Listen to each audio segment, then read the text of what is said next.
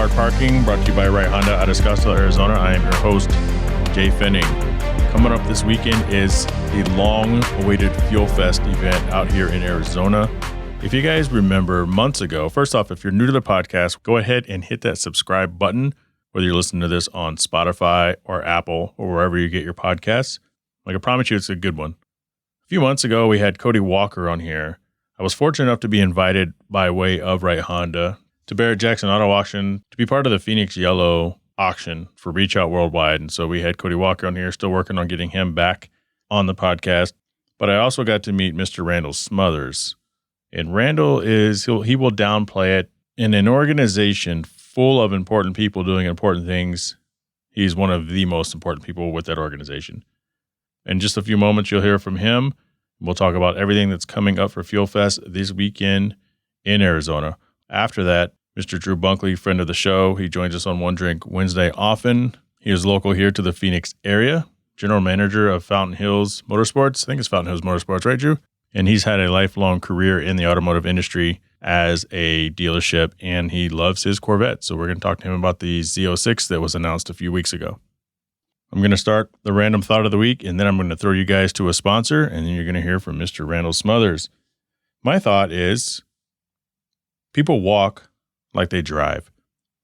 What I mean is when you're at the store, when you're at the mall, when you're anywhere, people are walking in two directions. Here in America, we walk like we drive. So we drive on the right-hand side of the road always instead of the left-hand side of the road.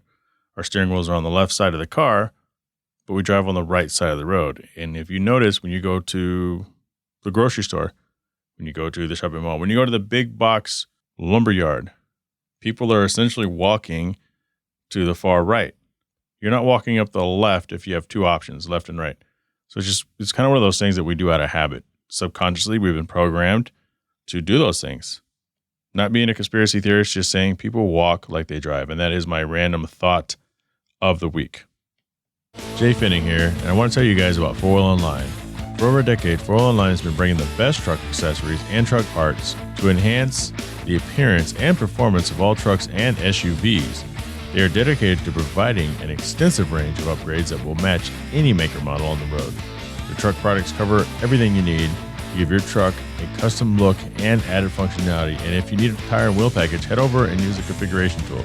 They carry all the major brands of wheels and tires, so go get outfitters today. So visit them online at 4Wheel Online or call them at 813-769-2451. Again, that's 4Wheel Online, the number 4 Wheel Online. It's time for the social media highlight of the week, brought to you by Cell Shop, an Arizona-based retailer that strives to be your destination of choice for wireless services. Visit them at cellshop.us. This week, we are joined by the Fuel Fest Festival Director, where passion meets art through cars and music. Randall Smothers, welcome to the Hard Parking Podcast. Right on. Hey, great to be here. Yeah, I mean, it's weird that I remembered your name because I reached out to you guys, when Fuel Fest was first happening, like, hey, thanks for coming out here. And it was because of the pandemic era. It's been postponed a few times, but I'm glad you guys are finally coming. And then when I got the opportunity to finally meet you at Barrett-Jackson, first off, you're tall. But secondly, I'm glad that this is finally happening here in Arizona. Yeah, I've realized that I'm a little taller than most people as well. So, if you come to Fuel Fest and you see somebody running around that's just significantly taller than everybody else, I'm busy. I'm busy. It's funny that we're talking because I can remember you had like the wicked rap on your NSX for a few years there. Yeah, that's me. And I saw you register and you tag us in things here and there, and you always stood out. And then, meeting you at Barrett-Jackson, I remember we had that little brief, like, you've got the NSX, and you're like, yeah. And I was like, dude, been seeing you around for a while. Yeah, I'm hard to miss. Like, so with you, like, how did you get involved with this? How long have you been involved with this? How did you get to the point where you are with fuelfest.com? Because for us out here in Arizona, I would imagine for even a lot of places, but specifically here, it seems like it's a brand new thing, although it's not that brand new.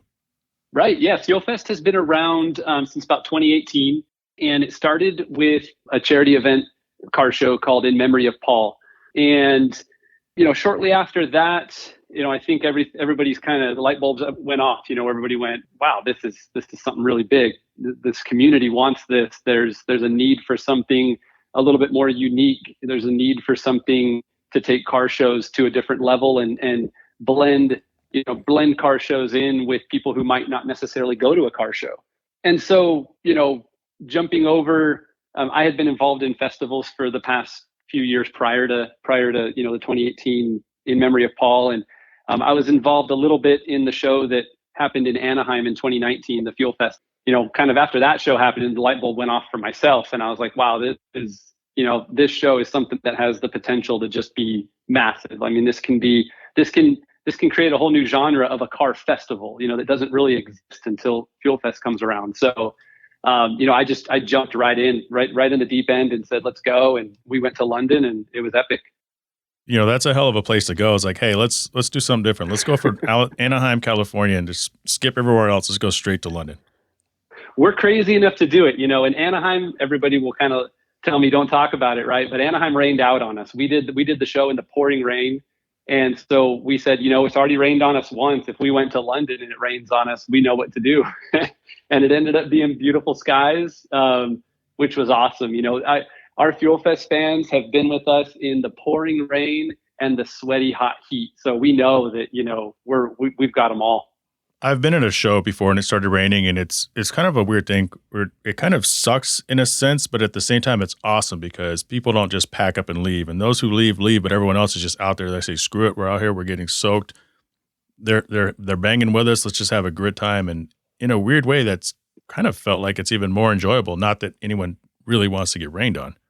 Right. You're already there. Everybody's sharing that love for cars and the love with music and everything. And then all of a sudden that comfortability goes away. Right. And now for the ones like you mentioned that stay, now you're even around a bigger group of people who share exactly what you share because, you all stayed for a show that you're getting drenched at. That's not fun.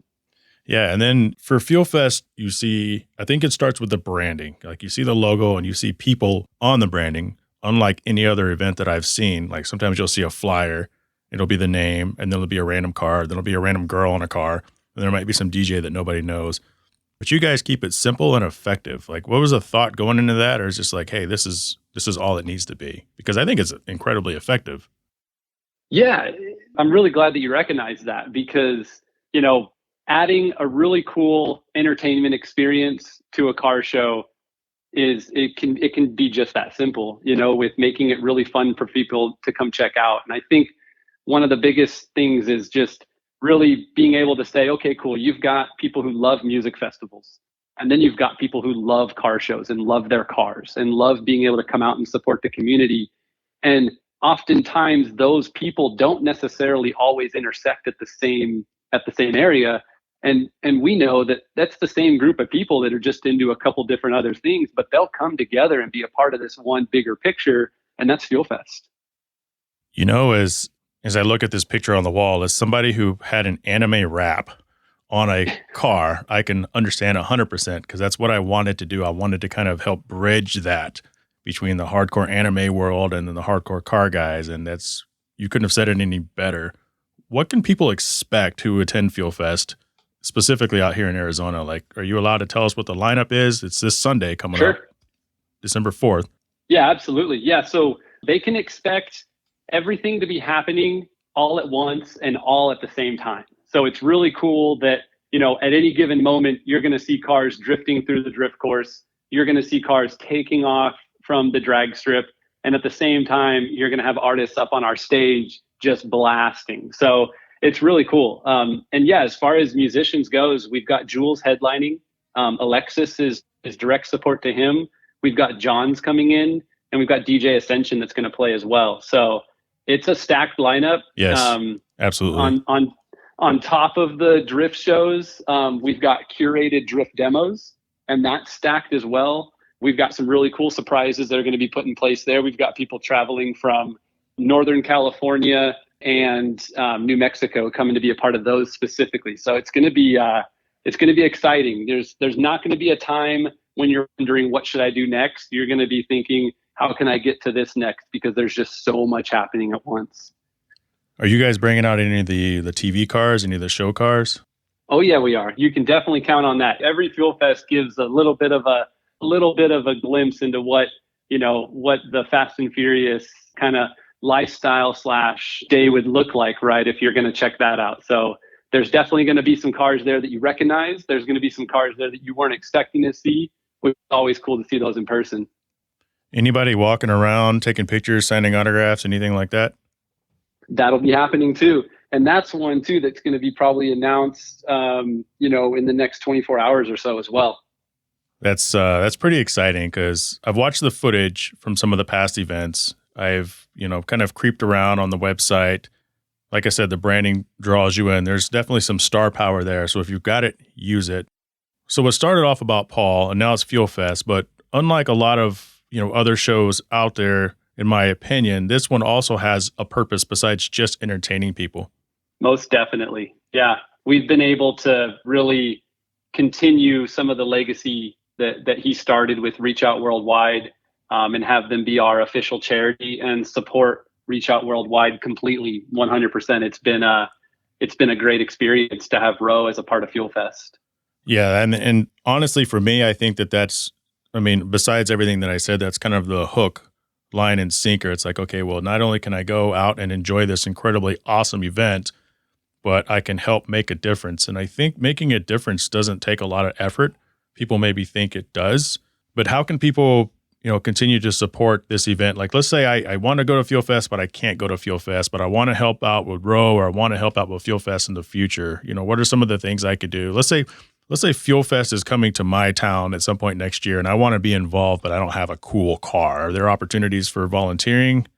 Definitely. Yeah. Consider Fuel Fest as any other opportunity to volunteer with Reach Out Worldwide, where Reach Out Worldwide will bring on their official team leads that are normally responding to disasters and partaking in things like that with helping communities. And they come on and they help with Fuel Fest as well. So the things that's unique about Reach Out Worldwide, they're an incredibly active organization. So year after year, they're responding to more and more disasters with each year that passes, where 3 or 4 years ago, it might have been 4 or 5 deployments, and now they're up to 7 and 8, 9 a year. So volunteers for Fuel Fest are in the same database as Row's official database. So it's really cool to, go online, go to row.org and sign up to be a volunteer. And there's ways that you can check out some of the merchandise that they have available, and just ways to get involved without even spending $1, or donating $1. There's ways to share Row and do all kinds of things. And so what's going to be fun at the Arizona show coming up is we'll have official team leads there, and they'll be teaching people about Reach Out Worldwide, spreading the word, talking, answering questions, and actually signing people up there to be considered for future deployments all over the world.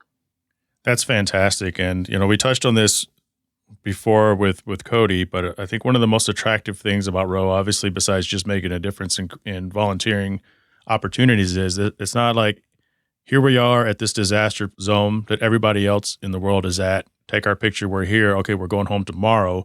Let's find some of these small pockets of destruction that no one seems to really be reaching to, and let's go out there and help lift and help make that difference. And I think that that's a segment of society, a segment of natural disasters and other things that just seem to not get touched as often. Definitely. And that's something that we definitely are proud of Row to do, because it's just, it's small teams. It's not groups of 30 or 40 people that are going into a disaster zone and cleaning up or helping people. It's 4 or 5 people that can kind of sneak around the official response of the community or the national response. Row can kind of go, all right, we're going over here, and go help people that are just kind of on the bottom of a list because they're maybe further outside the epicenter or something. And all of a sudden now they've got 4 or 5 people that are just there to help them specifically, which is really cool. Every person that attends a Fuel Fest event is supporting Reach Out Worldwide. So 100%. Fuel Fest donates to Row with every single thing. So whether you're showing your car or you're participating or you're racing, that goes towards Reach Out Worldwide, which is really cool. So we take Reach Out Worldwide with us, to every single venue we go to across the world. So every place that we go, everybody can kind of get that taste, and they can be involved in it, and they can feel closer to something that Paul started, that was such a passion project for him. One of the things that I want to note is it's kind of unique, right? That he did this as something that was kind of separate from his celebrity and separate from his car lifestyle figure that he was. But then here we are in 2021, and it's actually the car community that's one of the major supporters of something that he started. So it's really come full circle, which I think is awesome. Yeah, the entire concept inspires us to make a difference and to get out there. I've been involved in a few local, fundraising events, and we stopped going to the most popular place. And it's not that they need the help. It's just there's so many other smaller places around here that need the help more, that get overlooked. So there's that inspiration. So we have December 4th, this weekend, Fuel Fest. That's at Fuel Fest on Instagram. You can go to fuelfest.com. You can go to ROWW.org to find out about volunteer opportunities. Any parting words for everyone besides I'll see you this weekend? Yeah, it's going to be awesome. We can't wait. It's going to be jam-packed. We've got some surprises. Think F4 race cars, open wheel race cars, nitro drag cars, tandem racing, drift ride-alongs, giveaways, music, special guests. It all happens here. So we'll see you guys there. It's going to be awesome. That's Fuel Fest, where passion meets art through cars and music. Randall, I will see you this weekend. Thank you so much for spending time on the Hard Parking Podcast. Of course. Always great to talk to you. Thank you, guys. Mr. Drew Bunkley. How's it going? Doing good, man. So as we previously discussed, you're actually one of the two biggest Corvette people that I personally know. With the Z06, what are your thoughts on this thing? Are you excited about it? What's going on with this? Oh, yeah. I'm super excited about it. The car is just going to be a world-class car. I've got one on order. I've got a deposit down. So it's a change the game type of car. I'm looking at it, and I was a little confused because, I saw someone post the Z06 and they said the Z07, but the Z07 is a package. It's the styling package. Right. So the Z07 would be like the Z51 package on my car. Right. So it actually has a little bit different tune suspension. You've got the option for the carbon fiber wheels. You really got to go with that package. It has air diffusers underneath the bottom of the vehicle for drag to keep it's designed for the track. The car is literally based off the vehicle that they're using to race with. Which is a fantastic looking vehicle. I noticed it also a little styling, on the door, it's got that little black piece, and this one actually kind of goes up and over. Looking at this angle, it looks like a tail of a giant whale, but it's like that little thing where people are like, was that there before? It's I don't think so. And it wasn't. Do you know if that's functional or is just kind of a cool styling change? You mean right there on the door? Right there on the door underneath the gas cap. Right. The regular Stingray has what they call a boomerang shape, and that one has a little extension off the end of it.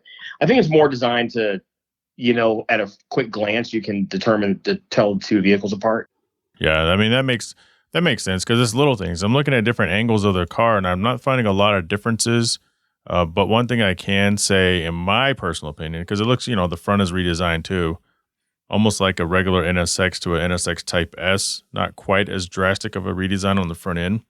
But when it comes to the wheels, whether you get the non-Z07 package or just the regular Z06, I think finally they made the wheels right. It doesn't look like you have to rush out and buy some aftermarket wheels. Yeah, a lot of people are saying they've got about, I want to say 4 or 5 different wheel packages for this car. So yeah, everybody's changing their wheels on these cars, and even when I ordered mine, I didn't like the black wheels with the silver stripe around them. Those are the base wheel package. Right. So I went with the upgraded wheel package on my car, and then I even turned black. You know what I mean? So yeah, people are,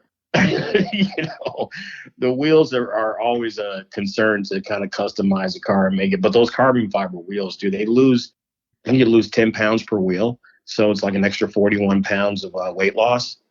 That's got to be an expensive option. So which package did you get? So you said earlier you have to get the Z07 package, but it's Can you get that package with a convertible?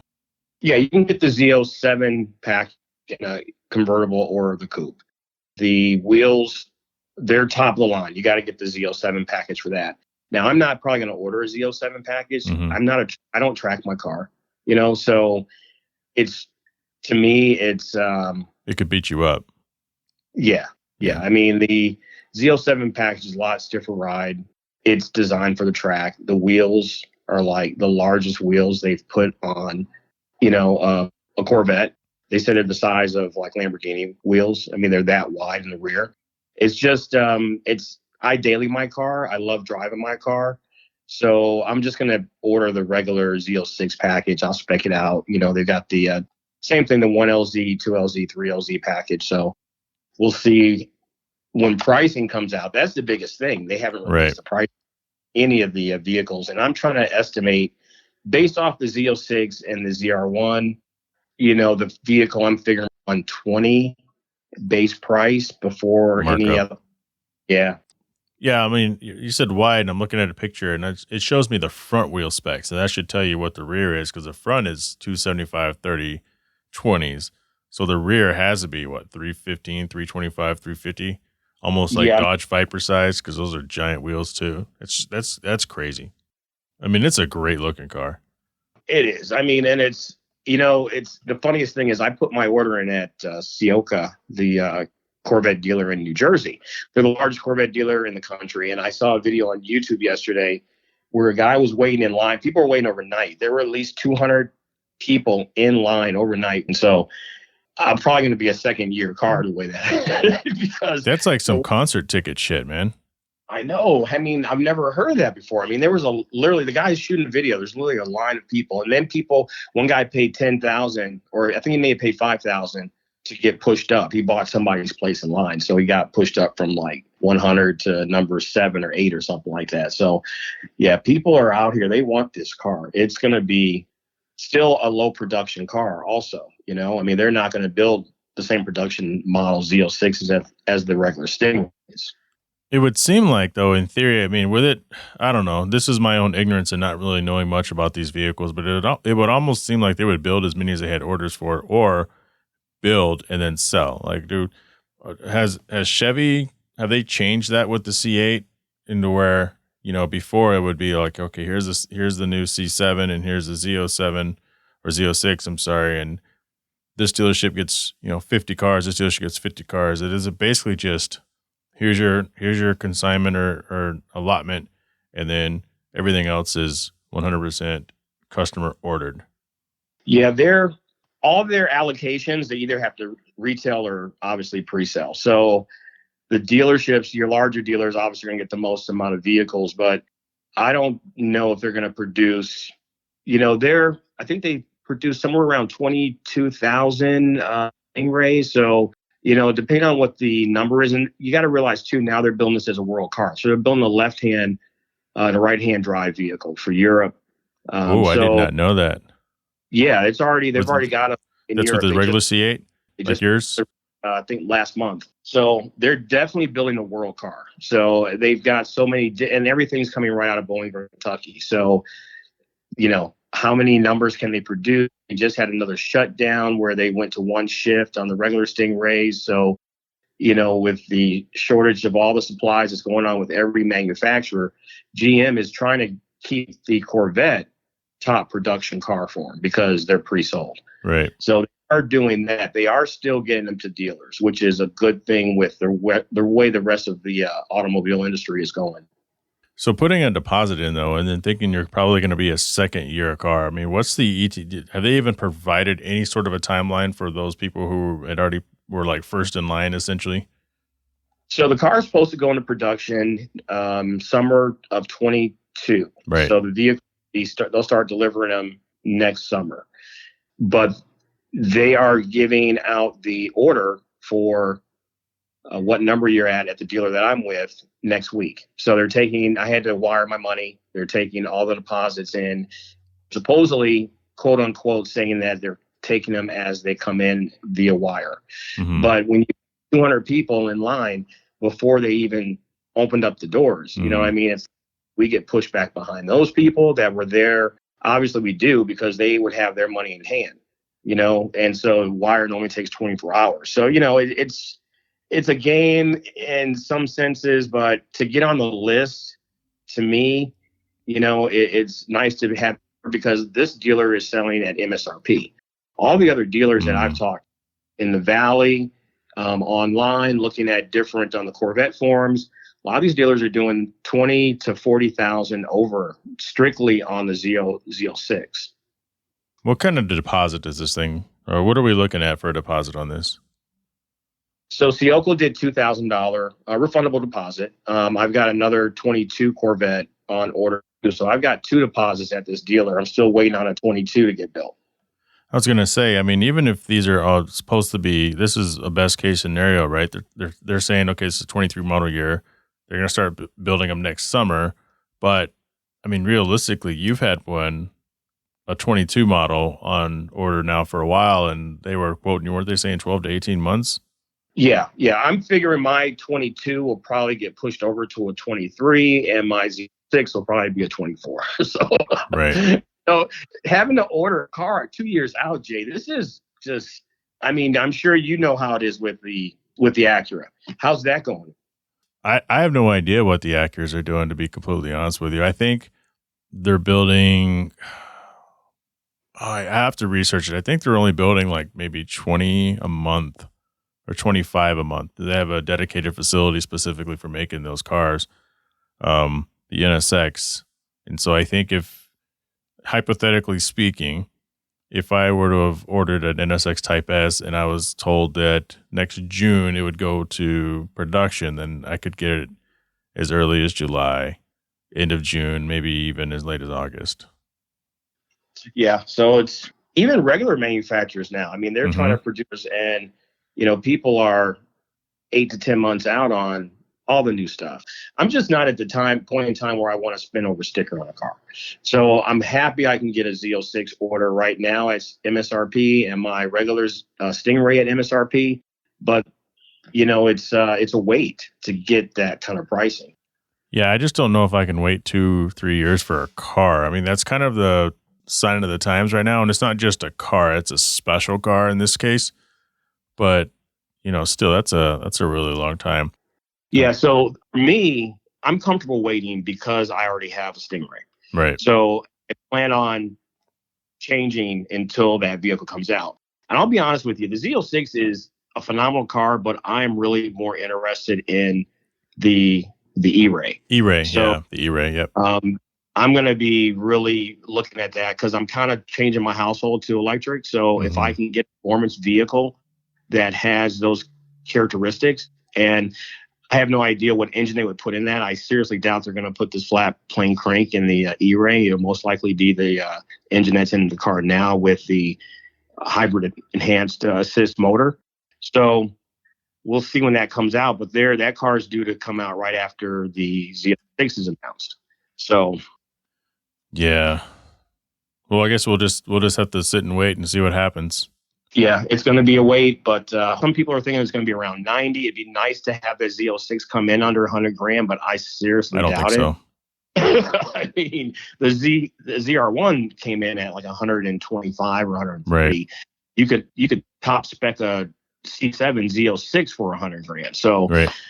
Yeah, they know what they've got in this car. So General Motors know they're producing a vehicle that is in high demand.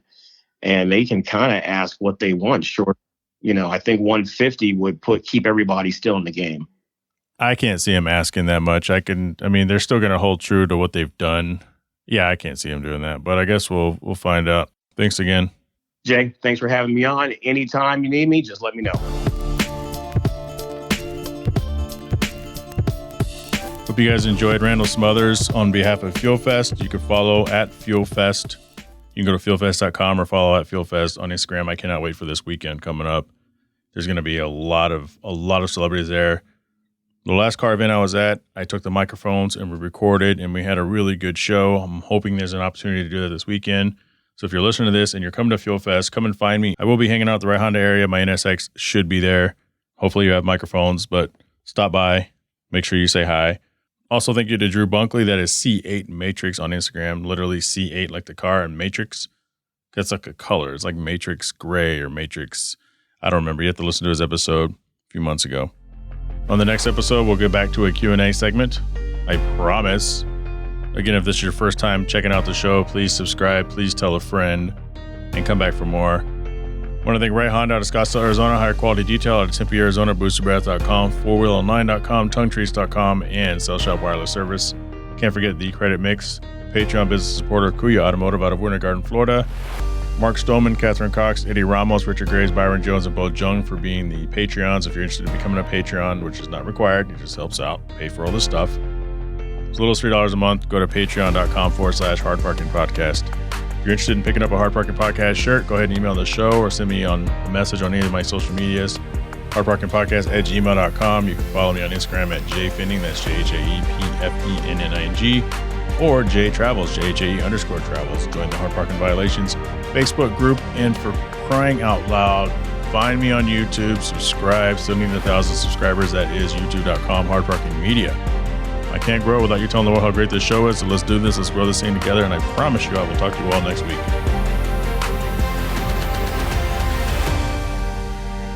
Now it's stripping time. Shut up!